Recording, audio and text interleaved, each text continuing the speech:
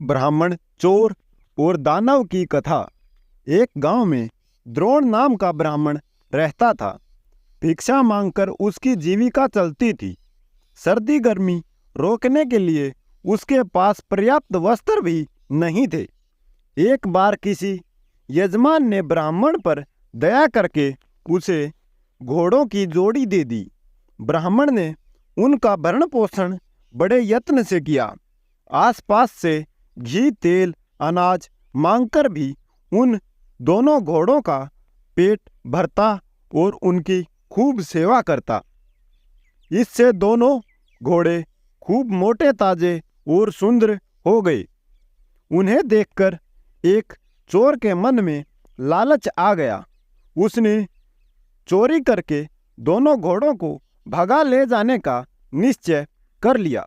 इस निश्चय के साथ जब वह अपने गांव से चला तो रास्ते में उसे लंबे लंबे दांतों, लाल आंखों, सूखे बालों और उभरी हुई नाक वाला एक भयंकर आदमी मिला।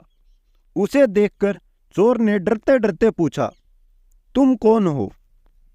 उस भयंकर आकृति वाले आदमी ने कहा, मैं ब्रह्म राक्षस हूँ। पास वाले ब्राह्मण के घर से बैलों की जोड़ी चुराने जा रहा हूँ।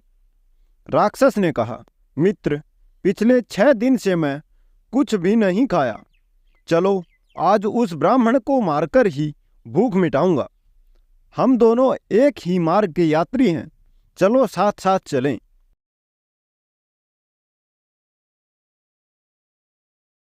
शाम को दोनों छिपकर ब्राह्मण के घर में घुस गए। ब्राह्मण को नींद आ गई।